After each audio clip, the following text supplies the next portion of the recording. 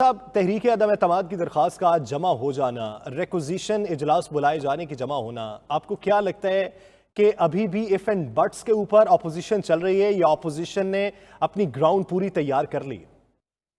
Opposition के पास कोई चारा नहीं था ना। इसको अगर मजीद वो डिले करते तो इसका उन्हें कोई फायदा न होता, इसलिए उन्हें तहरीक अदम एतमाद तो जमा करानी थी। बाकी रह गई नंबर्स की गेम, तो देखिए उसमें एक तो अभी जमीयत उलमा इस्लाम के एक रुकन ने ऐलान किया बलूचिस्तान से कि गैर मुल्की साजिश है, अदम एतमाद तो मैं इसके साथ नहीं दे सकता। कुछ और भी सरकारी ज़राए दावा कर रहे हैं कि अपोजिशन के 8 अरकान जो है मजीद भी वो उनका साथ देंगे, या मजीद 7 मतलब 8 का फिक्र उन्होंने दिया, मुमकिन है उसमें वो भी शामिल हो। ठीक। अच्छा, मेरी उनसे काफ़ी लंबी मुलाकात हुई थी इमरान खान साहब से 2-3 दिन पहले, तो वो तो कॉन्फिडेंट नजर आ रहे थे, और गालबन कॉन्फिडेंस की यही वजह है कि अपोजिशन के कुछ लोग जो हैं, फिर ये कि ऑप्शंस बहुत हैं। अभी अलीम खां और जहांगीर तरीन से सुलह हो सकती है, उनके मुतालबात माने जा सकते हैं, उनकी दिलजोई की जा सकती है, नामुमकिन नहीं है, मुश्किल जरूर है। फिर ये है कि लेकिन हारून साहब, आप ये देखें, अभी कुछ देर पहले वज़ीर आज़म ने ये कहा कि वज़ीर आला के खिलाफ वो हैं जो पहले खुद वज़ीर आला के उम्मीदवार थे। इसका मतलब कि फिर से तंज किया गया। एक ऑफ द रिकॉर्ड गुफ्तगू थी जो उन्हें बयान ही नहीं करनी चाहिए थी, उससे कोई बड़ा नतीजा अखज़ न करें। सही। वो उसमें जो ज्यादा अहम बात उन्होंने कही वो ये है कि वो इस वक्त वज़ीर आला का बदलना काफी मुश्किल हो जाएगा, प्रॉब्लम्स होंगे उसमें, ठीक है ना जी, और वो बात काबिल फहम है।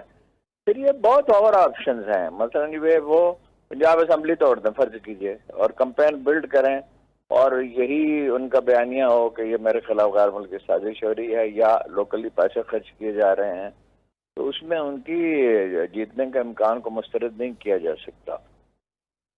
और ये बाकी अगर कोई प्रिडिक्ट करता है तो मुझे ताज्जुब है कि हमारे पास पूरी मालूमात तो नहीं है, तो उस दिन क्या होगा। फिर नई हुकूमत बनाना बहुत मुश्किल होगा, बहुत ही मुश्किल होगा, आसान नहीं होगा, और मसाइल का हल तो किसी के पास है नहीं। $130 पे पेट्रोल है और महंगाई है, बेरोजगारी है, बेयकीनी होगी तो सरमाया मुल्क से बाहर जाएगा या तिजोरी में बंद हो जाएगा। ऑलरेडी सीमेंट की पैदावार आधी हो चुकी है, कंस्ट्रक्शन जैसे शोबा जो ज्यादा मुतासर नहीं होता वो इतना मुतासर हुआ है।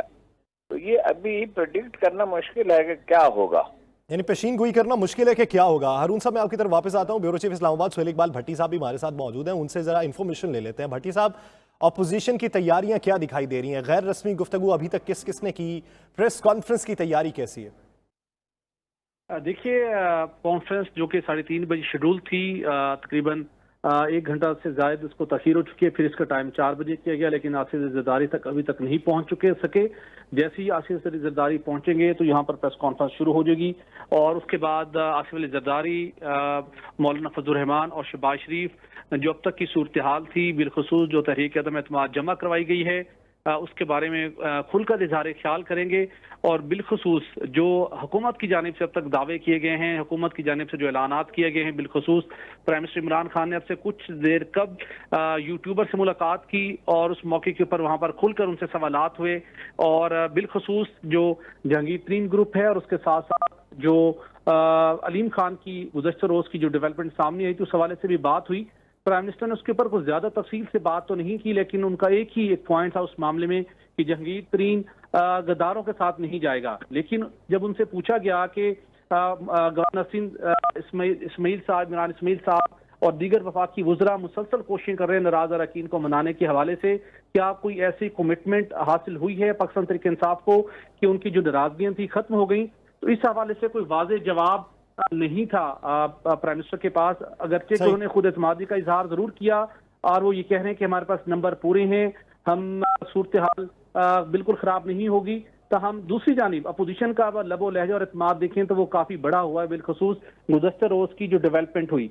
तो अब जब ये प्रेस कॉन्फ्रेंस होगी तो उसमें यकीनी तौर के ऊपर जो यानी गुज़श्ता रोज की डेवलपमेंट के बाद अपोजिशन का एतमाद आपको बड़ा हुआ दिखाई देता है। डॉक्टर साहब, अगर देखा जाए, वज़ीर आज़म ने कहा तब्दीली नहीं होगी पंजाब में, अगर तब्दीली नहीं होती तो वो बड़े फैसले कौन से हैं जिनकी जानिब चौधरी परवेज इलाही साहब ने इशारा किया?